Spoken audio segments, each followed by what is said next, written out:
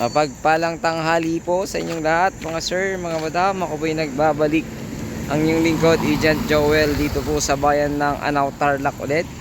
Ito po, Tiplex po yan, exit po ng Anao. Ayan. Ito po yung boundary ng lupa, hindi po kasali yung mais. Ayan. Tapos pag ganun po siya. So 100 meters frontage. May isang mangga na Indian mango sa gitna. At along highway ito. Highway ng Anao. Palabas po ito ng Moncada. Ito. Papuntang Moncada po yan. Ito naman papuntang Kuya po yan. Papuntang Gimba din yan, no Kuya? Pwedeng labas ng Gimba. So yan, Tiplex po yan. Exit.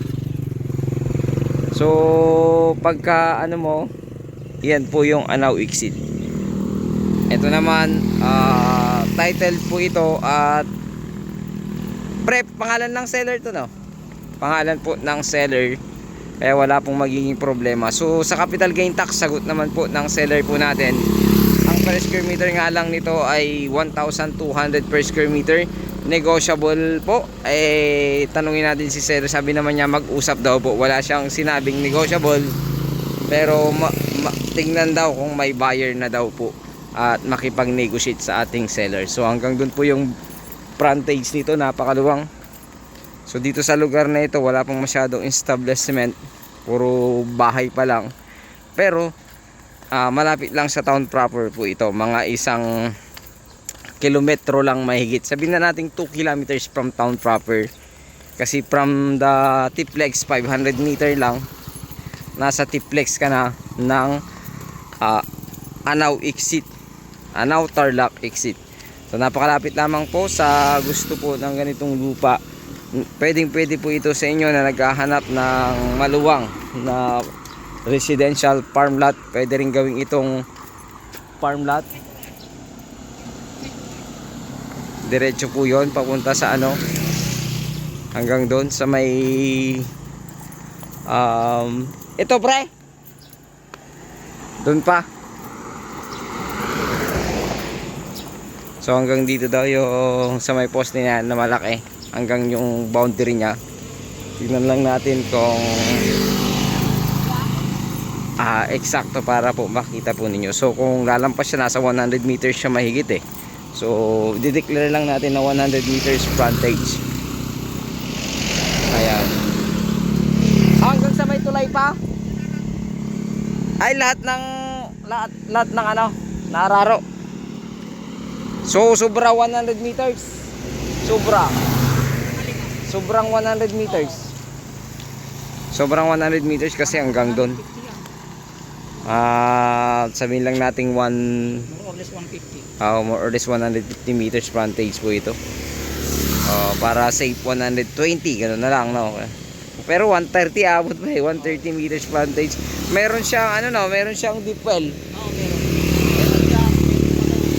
Bali tatlong deep well ito kasi rice land nga to. Pero pwedeng gawing residential area, business area, pwedeng gawing warehouse. Maganda po ito. Or kaya lang hindi sila pumayag. Hindi sila pumayag na i-subdivide. Kasi nga matagal. Matagal kasi yung bayaran sa subdivide kasi pag sa developer. Pero maganda ito yung mga naghahanap po ng parkingan ng kanilang mga truck. Kasi paglabas mo Tiplex, warehouse, yan. Yung mga maraming naghahanap kasi pare ng ano, parkingan ng truck nila na malapit sa Tiplex. Ito napakaganda po ito. Pwede po ito na kasi kung pwede ka nang bumili diyan sa may Tiplex. Kung nakadikit ba pre sa mismong Tiplex to, no? Pero exit yata yan sa may exit yan. Yung toll gate. Sa toll gate pala yan. Pero hindi siya nakadikit sa mismong Tiplex. Yung gilid niya pa rin. Yung gilid doon, no? Sa may bakod. Sa may bakod, mahal din kasi ang pagpapa-open sa Tiplex. Yan. Kaya ng buyer, no? Mababawi niya pagka nagka-business siya dyan.